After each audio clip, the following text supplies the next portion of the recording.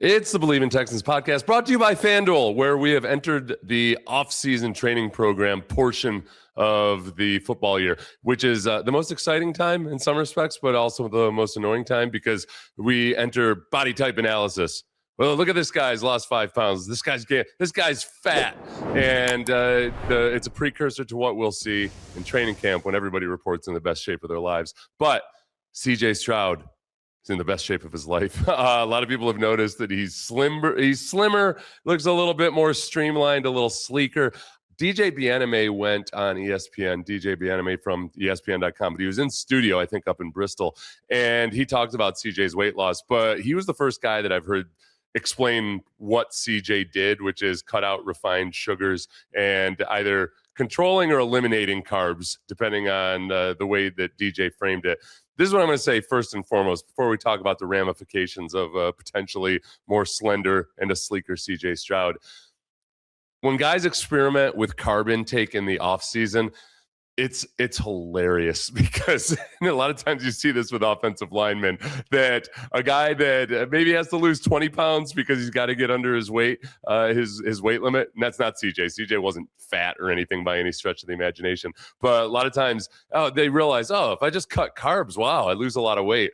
And when you're doing a more limited workout, it's no big deal. And then all of a sudden, when you get into the actual grind of practicing football every day in the heat, they realize real quickly, okay, I gotta up the carbs a little bit. So with CJ, depending on just how many of the carbs he cut out, I'm glad that he did it before OTAs instead of before training camp, because he'll have some time to adjust and think, okay, well, for this activity level, I need some more carbs.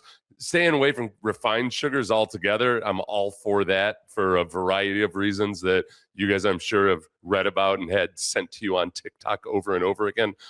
I'll get into my personal story about refined carbs maybe at the end. But with CJ, the question would be, okay, he wasn't fat last year by any stretch of the imagination. If anything, he was bulked up a bit more in a good way. And last year he set all these personal records in the offseason program. Unfortunately, one of the things that led to was his shoulder being sore. The way he talked about it last year in the press conference, it sounded like, as he said, I just got to learn how to back off a little bit sometimes.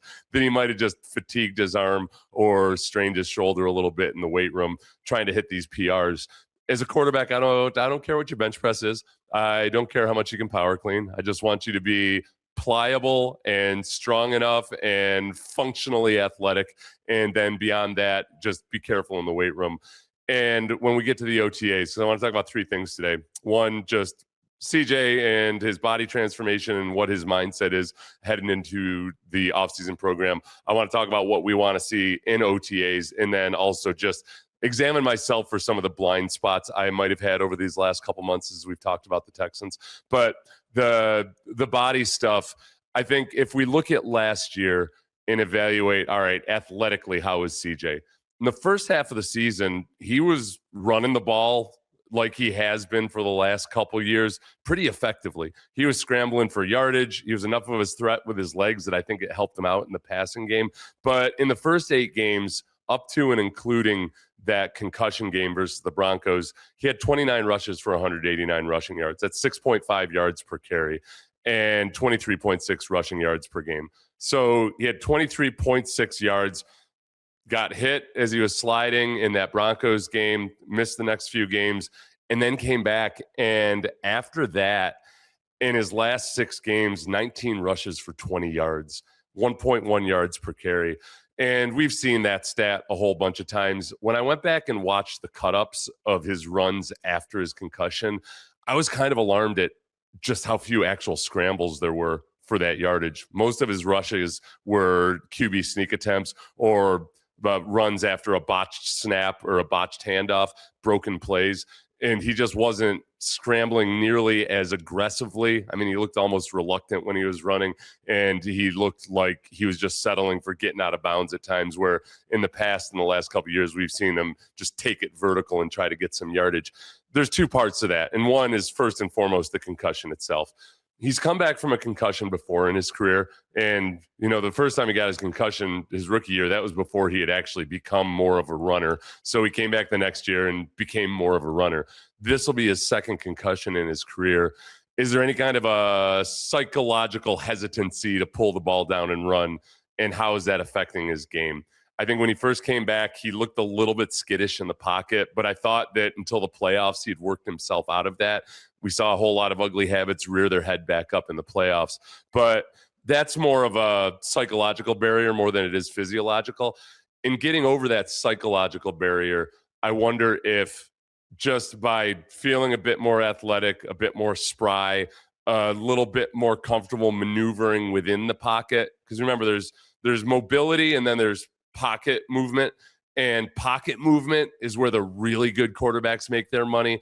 That's classic Tom Brady stepping up 2.5 steps to find the perfect passing lane and throwing it. Lamar Jackson has become a guy that's gotten really, really good at that. Initially in his career, you thought of him as a guy that could run for positive yardage. Now, more times than not, when he's healthy, where he really impresses with his movement is just moving up in the pocket, sidestepping, doing a few things, using his athleticism to buy time and to find a passing lane. And maybe CJ feels more adept at that if he's just feeling a little bit sleeker. The downside can be sometimes quarterbacks will lose weight. And Brett Favre said this back in the day. He just felt like, all right, yeah, I could run faster, but man, the hits hurt that much more. And I know it doesn't seem like 5 or 10 pounds should make that much of a difference. I have no way of explaining it in my meager, unscientifically trained mind to tell you exactly why it is, but just physiologically, sometimes 5 or 10 pounds can make a big difference in a football player, just in how it feels when you get hit. Losing 5 pounds can make you feel way more athletic than you think it would. Gaining 5 pounds can make you feel that much stronger and sturdier against contact. So that's something that you just have to figure out on your own. And I think CJ, after having amped up his actual weight room work and everything last year, he's entering a stage in his athletic career where he's probably fine-tuning things. And I'm optimistic. I like seeing a body transformation at times just because it's your best and most visible indicator that, yeah, it's just the offseason, but this guy's dialed in. Texans right now are they're plus 2,000 to win this Super Bowl. Basically 2-1, 20-1 odds right now on FanDuel. Does that rise or fall? We see it didn't rise or fall with the draft or the offseason program or anything. I do wonder if it's going to rise or fall if Tank Dell goes out there in OTAs and participates and looks really good. So as we enter into what do I want to see in OTAs, 100% Tank Dell. And we've seen Tank Dell around all over the place. He's working out. We've had optimism, but then a muted optimism, I think, from Nick Caley or from Nick Caserio and D'Amico Ryans when they've talked about it. When Sean Pendergast and I talked to Nick Caserio at the Combine, at the Super Bowl, Nick had said that, look, there was a chance that they were going to try to push for Tank Dell to play, or that Tank Dell might be able to make a push to play last year in the regular season, and the window closed and they realized it wasn't going to happen. But that little nugget there is what's made me feel the most optimistic about Tank Dell. The fact that they were entertaining the idea or thought it might be a possibility at the end of last season, and with no word of any setbacks and with Tank Dell being around all the time, I'm optimistic that we're going to see him. What does he look like? How close is he to his peak athleticism? That's when seeing him in team stuff and then seeing him in team stuff with pads on in training camp, they're going to make a push for it this year, I think. And they're going to be very careful about how they talk about it because you don't want to put undue pressure on a guy like that. But that could flip the scripts a lot. And I know that Tank wasn't having as exciting a year in his second year than he did in his rookie year.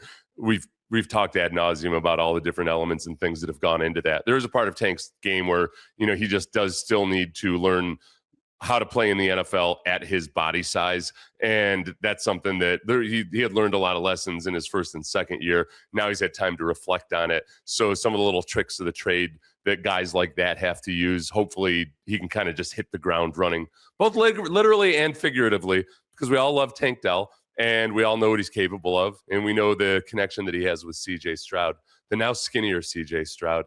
The next thing I want to see in OTAs is simply going back to CJ. I'm optimistic that we're going to see CJ out there every day during OTAs.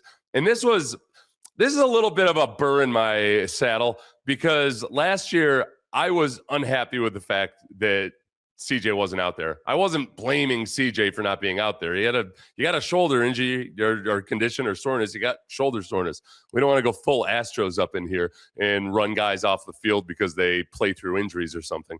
But, a lot of people love to act like Allen Iverson and just say, practice. I can't believe you guys care about practice. What's it matter? It matters when you've got a new offensive coordinator. It matters when you've got new additions to the offense. It matters when there's moving parts and changes that you want to make. And then especially when you're asking the quarterback to be more of a conductor of the offense, you really only get so many limited reps to do that with all 11 guys on the field, with defense on the opposite side of you, and doing it under more game-like conditions. It's obviously not game-like conditions, but you can get together with the receivers in the offseason all you want. You can work on those individual things, but in this offense, what we're hoping for is that CJ becomes that conductor of this orchestra, and he's controlling the pre-snap, he's setting the protection, he's doing all those things, and it takes reps. You're going to hear time and time again,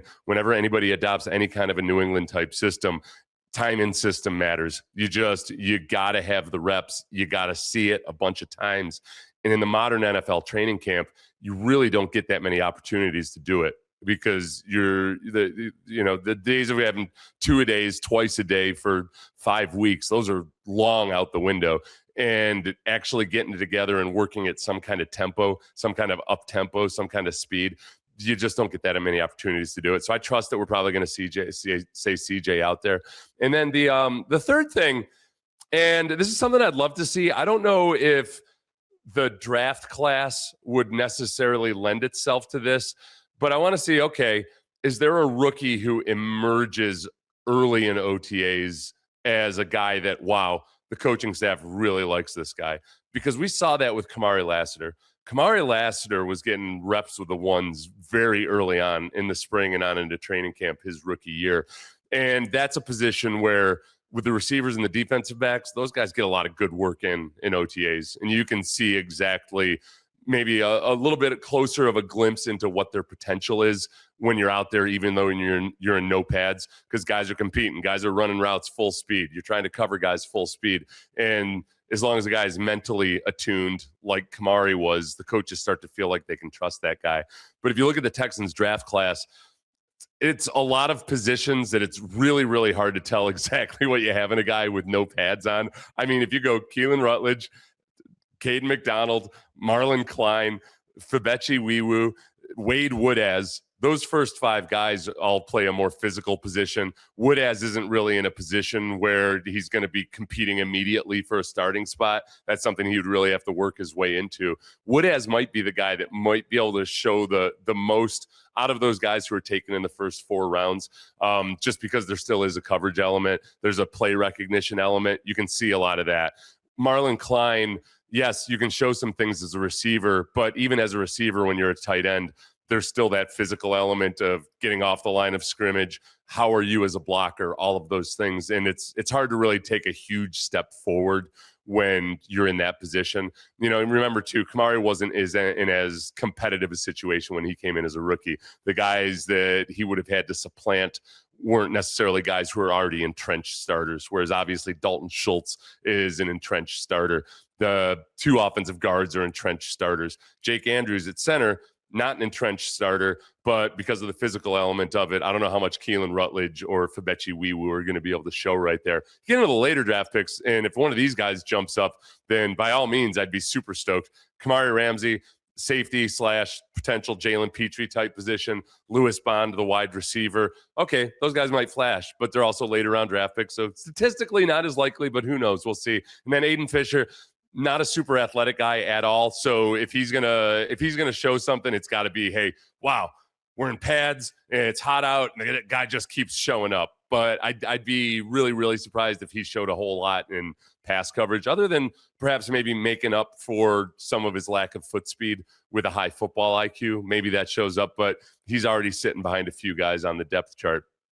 Those are the things that I think realistically you might see. Let me know in the comments if I'm missing somebody that might show up early in OTAs. I think when it comes to the offseason additions, Blankenship is the guy that I'm most excited to see.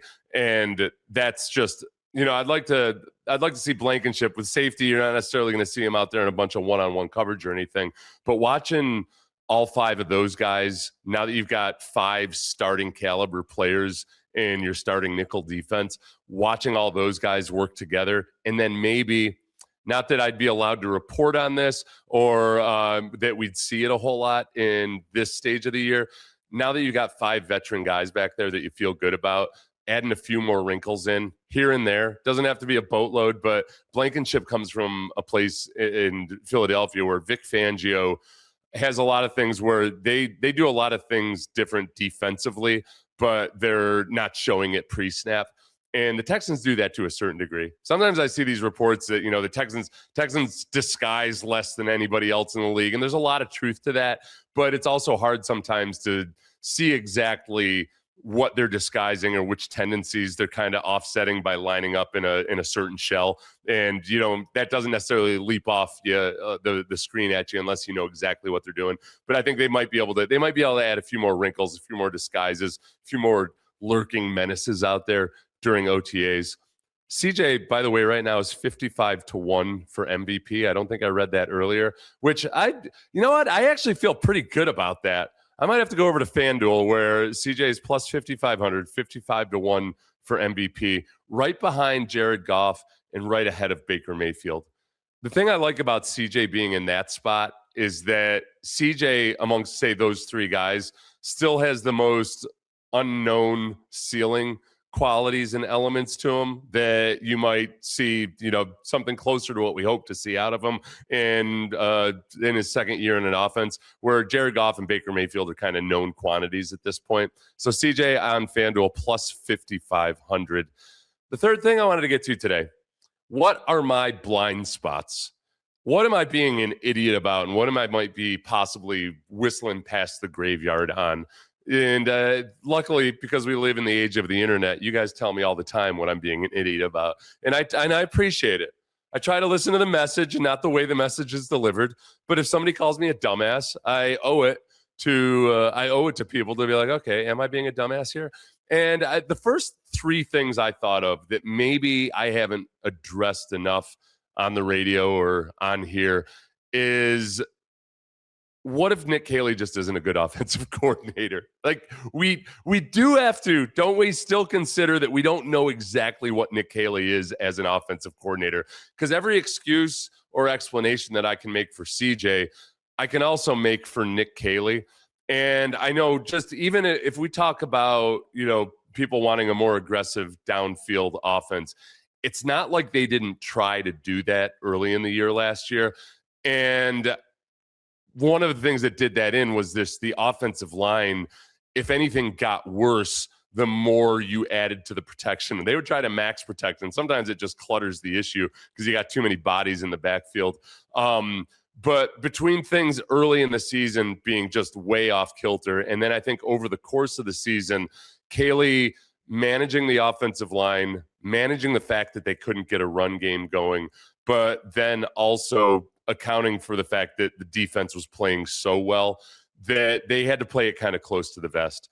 And, we've gone through before how maybe he could have called a different game versus the Patriots, and the same either excuses or hopeful excuses that I'll make for CJ apply with Nick Caley in that game. It's hard when your quarterback's having a tough day from an accuracy standpoint. And even if you want to blame it all on the weather conditions, I don't like to do that, but let's recognize that for what it was. When you try to dial up the easy stuff and the quarterback isn't making some of the easy completions, and then you get off schedule, gets really tough. When you can't run the football effectively, gets really tough in terms of what plays you're going to be calling. Now, Caley, as the offensive coordinator, is ultimately responsible for getting that rushing game going. And we saw progress with that last year. Last year, the first part of the season, it was really frustrating because we saw a lot of the same problems we'd been seeing on the offensive line, both in pass protection and in the run game. I do think that by the middle of the season, they'd worked their way into being, at the very least, an average, maybe slightly below average offensive line, and they were making do. and it still wasn't the rushing attack that you really want, but they also didn't have running backs. And I saw progress on the offensive line. I saw progress in some of the ways that they were operating. I saw progress in the way he was calling a game somewhat conservatively, while understanding that the defense was going to take care of a lot of the business. So that is it's still a question mark. We remember a couple of years ago when people were so excited about Bobby Slowick, and that did not last long into or after that NFL season. And DeMeco Ryans ends up firing one of his closest friends. It's a big step in the life of an NFL head coach when he has to fire one of his friends. But they moved on to Nick Caley. Big year for Nick Caley in year 2. And I like Cole Popovich as an offensive line coach, so I don't think I've had a blind spot on that. The other big one, and a lot of you guys have asked me about, hey, Seth, should they go get Najee Harris or somebody, any of the running backs that are out there? And I have no arguments against going out and getting Najee Harris, other than that I don't know if right now whatever Najee Harris is waiting for in terms of a contract, whether the Texans should be spending that much money.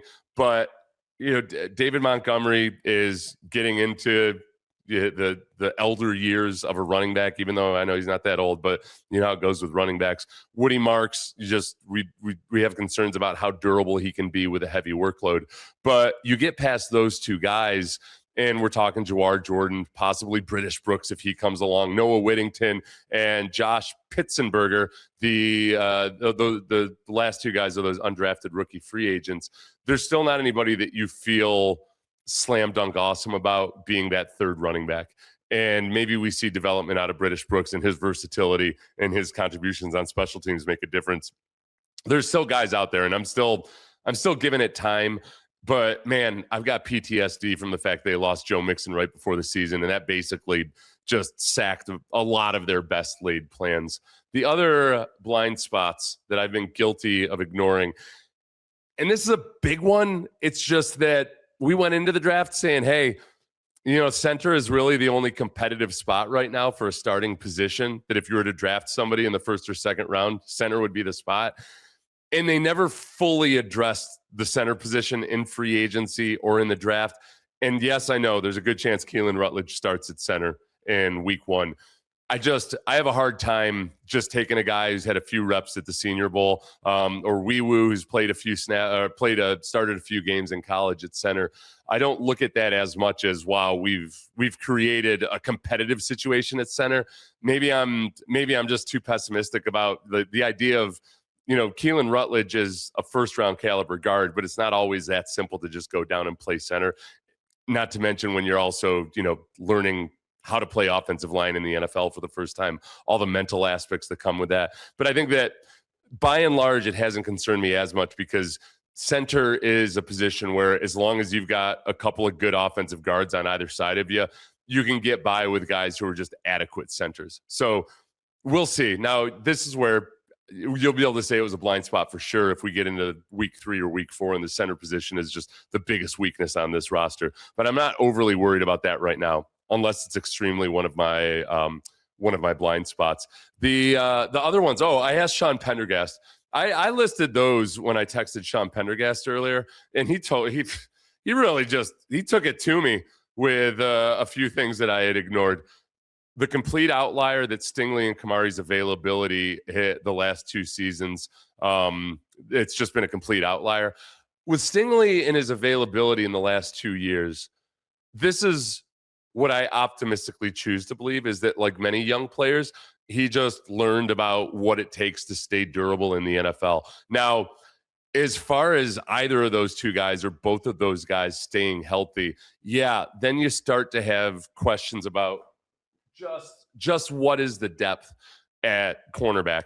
Likewise, I've brought up what's the depth at defensive end. I like a lot of the young guys, but I still don't feel like they've completely replaced the pass rush that they got from Derek Barnett and Danico Autry last year, or the combination run defense and pass rush. I like some of that. I like the addition of Logan Hall, I think, more so than a lot of the media does.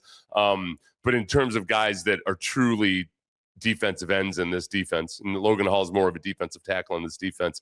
I don't think they've done enough, but I wouldn't call that a blind spot because I've talked about it a fair amount. Depth in the secondary, you're still really relying on hopefully a lot of these young guys, or at least a couple of these guys, young guys to come along, like Jalen Smith or Kamari Ramsey. The other ones that Sean had said, wide receiver room outside of Nico.